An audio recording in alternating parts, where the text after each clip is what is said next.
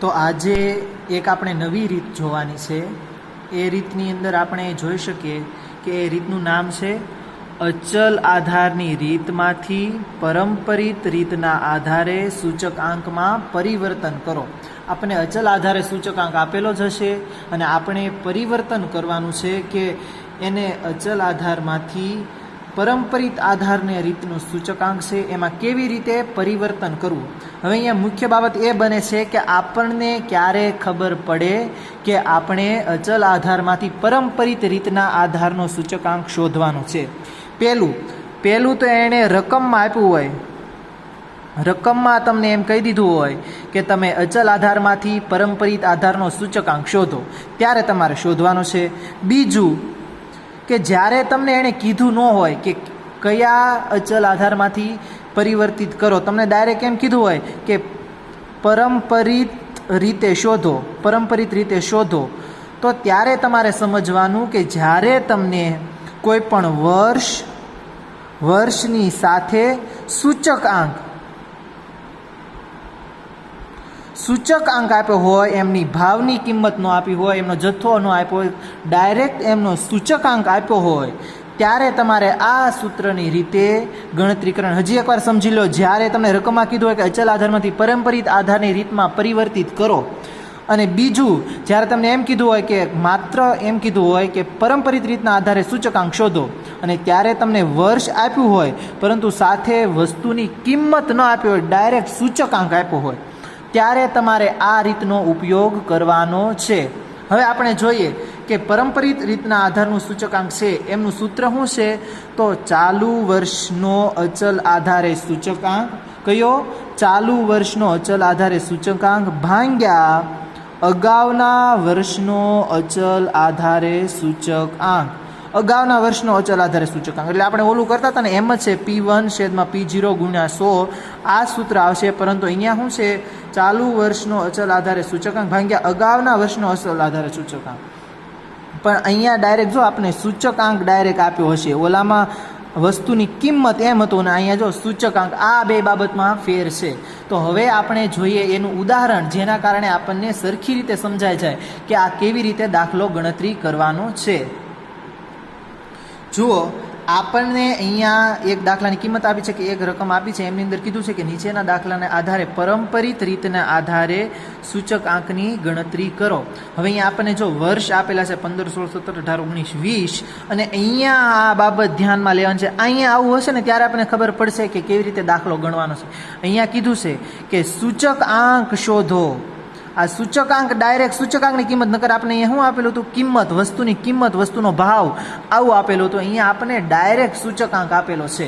હવે આપણે પરંપરિતની રીતે જે રીતે દાખલો ગણતા ને એ જ રીતે દર વર્ષે નીચેનું જે આધાર વર્ષ હોય એ બદલાતું રહે છે, એવી રીતે આપણે દાખલો ગણવાનો છે। તો અહીંયા આપણે સીધી રીતે એ સમજી જઈએ કે પ્રથમ વર્ષ માટે આપણે લઈએ, જો અહીંયા કરતા હતા એમ જ કરવાનું છે, 120 જો એને અગાઉના વર્ષનું નથી આપેલું એટલા માટે આપણે આ જ સૂચકાંક લઈ લેવાનો છે, 120 × 100 એટલે કેટલો આવશે, 100। બીજા વર્ષ માટે છે 132 આ લેવાનો છે, જો એને પરંપરિત રીતે અગાઉના વર્ષનો લેવાનો, આપણે આવ્યું ને અગાઉના વર્ષનો, તો એમાં લેવાના છે 120 × 100 બરાબર કેટલા આવશે, 110। તો આવી જ રીતે હવે આપણે આગળ કરતું જવાનું છે, 96/132 × 100 બરાબર આવશે 72.73। તો આ રીતે હવે આગળ આપણે દાખલો ગણતા જઈએ તો હવે આવશે 144/96 × 100 બરાબર 150। ત્યારબાદ એની પછીનું 138/144, જો આપણે આગળ લીધા આ 144 લીધા, બરાબર, 144 × 100 બરાબર એનો જવાબ આવશે 95.83। ત્યારબાદ હવે અહીંયા કરવાનું છે 108/138 × 100 બરાબર એનો જવાબ આવશે 78.26।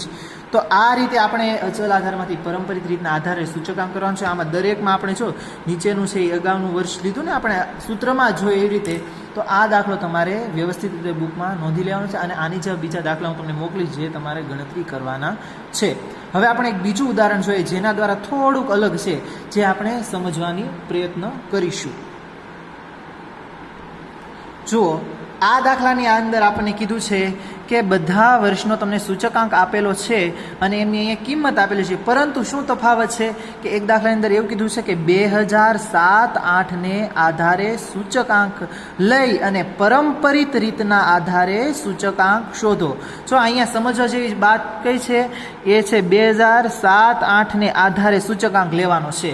હવે આપણને 2008-9નો આપેલો છે અને આપણે 2007-8નો આધાર લઈ અને સૂચકાંકની ગણતરી કરવાની છે.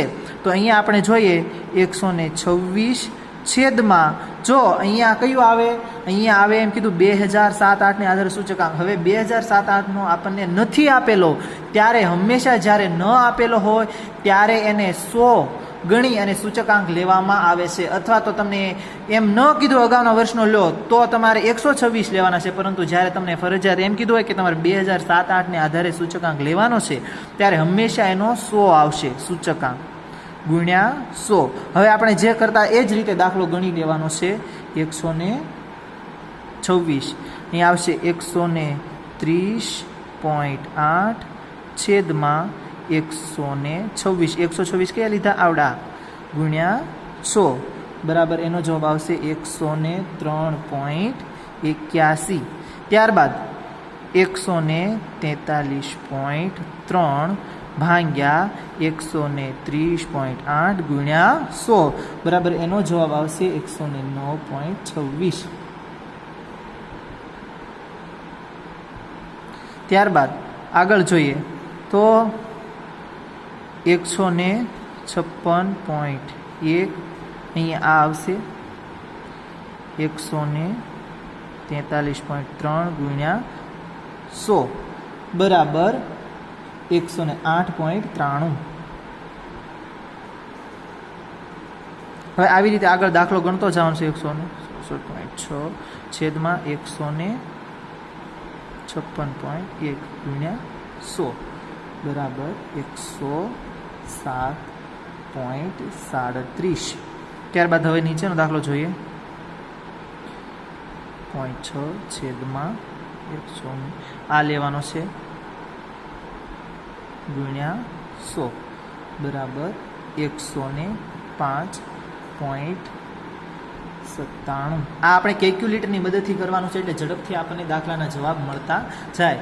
એટલા માટે હવે આપણે અહીંયા લખશું 181.2 છેદમાં 177.6 ગુણ્યા 100 બરાબર 102.03. ત્યારબાદ આપણે અહીંયા જોઈશું 177.2 છેદમાં, આગળ જોઈએ છેદમાં અહીંયા આવશે 181.2 ગુણ્યા 100 બરાબર એનો જવાબ આવશે 93.79. તો આ રીતે આપણે સીધી રીતે દાખલો ગણવાનો છે. એમની અંદર આપણે કીધું હોય કે અચલ આધારમાંથી પરંપરિત રીતના આધારે સૂચકાંક શોધો, એનામાં પરિવર્તિત કરો, ત્યારે આ રીતે દાખલો ગણવાનો છે. હવે આપણે બરોબર સમજાઈ જવું જોઈએ કે પરંપરિત રીતનો આધાર હોય ત્યારે એનો આધાર બદલતો રહે છે, અચલ આધાર હોય ત્યારે સરખો રહે છે. પરંતુ હવે આ જ રીતે આપણે એમ પણ કહી શકીએ કે પરંપરિત રીતના આધારનો જે સૂચકાંક છે એમાંથી અચલ આધારમાં પરિવર્તિત કરો, તો આ એક એની નવી રીત થઈ ગઈ અને આ નવી રીત પ્રમાણેનો દાખલો છે એ હવે આપણે આગળ જોઈએ. તો હવે આપણને કિંમતમાં એમ કીધું હોય કે તમે પરંપરિત રીતના આધારમાંથી અચલ આધારની રીતમાં પરિવર્તિત કરો. આ રીતે તમારે દાખલો ગણવાનો હોય કે જ્યારે તમને પરંપરિત રીતના આધારે સૂચકાંક આપેલો હોય એમાંથી તમારે અચલ આધારમાં પરિવર્તન કરવાનું છે. જ્યારે આવું કીધું હોય અથવા તો તમને એમ કીધું હોય કે ઉપરની માહિતી આપેલી છે એના આધારે અચલ આધારની રીત શોધો, તો ઓલાનો નિયમ છે એ જ આની અંદર લાગુ પડશે કે ત્યારે તમને વર્ષ આપેલા હશે, વર્ષ આપેલો સાથે તમને સૂચકાંક આપેલો છે. તો જ્યારે સૂચકાંક તમને આપેલો હોય અને એમ કીધું હોય કે તમે અચલ આધારે સૂચકાંક શોધો, ત્યારે અચલ આધારના સૂચકાંકનું સૂત્ર આવી રીતે કંઈક થશે કે પરંપરિત આધારે સૂચક આંક. જો આ વાત ઉપર ધ્યાન આપજો, આનું સૂત્ર થોડુંક બધા કરતાં અલગ છે. પરંપરિત આધારે સૂચક આંક ગુણ્યા અગાઉના વર્ષનો અચલ આધારે સૂચક આંક. જો આ વાત વારંવાર ધ્યાન, અગાઉના વર્ષનો અચલ આધારે સૂચકાંક, અગાઉના વર્ષનો એટલે આપણે દરેક વર્ષના અગાઉના વર્ષનો આધારે જે આપણે સૂચકાંક શોધ્યો હતો એ સૂચકાંક પ્રમાણે આપણે અહીંયા દાખલાની ગણતરી કરવાની છે.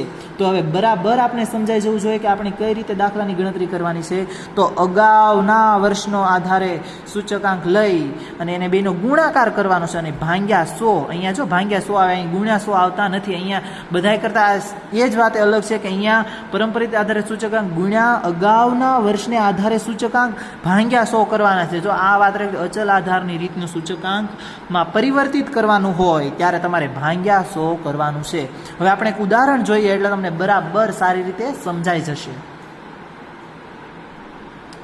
તો જુઓ, અહીંયા હવે તમને વર્ષ આપેલું છે અને સૂચકાંક પણ આપેલો છે. આ બધા વર્ષનો સૂચકાંક 15, 16, 2008 થી લઈને તમને આપેલું છે. પણ જો એને આમાં એવું નથી કીધું કે તમારે 2000 કયા વર્ષને લેવાનું છે, 7, 8 ને લેવાનું છે. તમને નથી આપેલો અગાઉના વર્ષનો સૂચકાંક, ત્યારે તમારે યાદ છે ને, મેં તમને કીધું હતું કે જ્યારે તમને ન આપેલું હોય ત્યારે તમારે 100 ધારી લેવાનો અથવા તો તમને એનો એ જ લેવાનો. અહીંયા આપણે અગાઉના વર્ષનો સૂચકાંક ધારવાનો હોય તો 100 હોય, અગાઉના વર્ષની કિંમત કીધી હોય તો આની આ લેવાની હોય. જો કિંમત કીધી હોય તો આ લેવાની હોય કિંમત. તો અહીંયા આપણે કિંમત જ્યારે મૂકતા ને ત્યારે કિંમત કીધી હોય તો આ જ લેવાની હોય અગાઉના વર્ષની. પરંતુ અહીંયા તમને અગાઉના વર્ષનો સૂચકાંક કીધો છે ત્યારે તમારે હંમેશા 100 લેવાનો હોય. અગાઉના વર્ષનો સૂચકાંક કેટલો લેવાનો હોય? અગાઉના વર્ષનો સૂચકાંક 100 લેવાનો હોય છે. તો હવે આપણે અહીંયા આવી રીતે લખી શકાય કે 134.8 ગુણ્યા 100. અગાઉના વર્ષનો આપણે કેટલો લીધો તો 100 ભાગ્યા 100 બરાબર 134.8 જવાબ આવશે. હવે સાચી વાત શરૂ થાય છે કે હવે તમારે ખરેખર શું કરવાનું છે. જો 115.28 ગુણ્યા, અહીંયા જો તમને કહેવાનું છે ને અગાઉના વર્ષનો સૂચકાંક લેવાનો છે. હવે તમારે અગાઉના વર્ષનો સૂચકાંક કયો લેવાનો છે? તો એ આ લેવાનો છે. એ આપણે હમણાં જ મેળવ્યો, એ અગાઉના વર્ષનો સૂચકાંક થઈ ગયો. તો અહીંયા આમાં એ પરિવર્તિત થશે કે આ અગાઉના વર્ષનો સૂચકાંક આ લેવાનો છે. એટલે જો તમારે એક પણ વસ્તુમાં ભૂલ થશે તો અહીંયા છેલ્લે જવાબ આવશે નહીં. એટલે અહીંયા ખાસ ધ્યાન રાખવાનું છે, આપણે અહીંયાથી અહીંયા લેવાનો નથી, પરંતુ આપણે અગાઉના વર્ષનો જે છે એ લેવાનો છે. એટલે અગાઉના વર્ષનો આપણે કેટલો મળ્યો? 134.8 ભાગ્યા 100 બરાબર કેટલો જવાબ આવશે? 155.40. જો હવે આ તમારે કેલ્ક્યુલેટરથી વ્યવસ્થિત ગણતરી કરવાની છે, નકર તમને જવાબ મળશે નહીં. 155.40 આવ્યો એ. હવે અહીંયા જો એવી જ રીતે 115.57 ગુણ્યા અગાઉના વર્ષનો અચલ આધારનો સૂચકાંક આપણે લેવાનો છે. તો કયો લેવાનો છે? તો કે આ લેવાનો છે. તો તે કેટલો આવ્યો? 155.40 ભાગ્યા 100 બરાબર એનો જવાબ આવશે આપણી પાસે 179.60. આ જ રીતે હવે આગળ જતું જવાનું છે.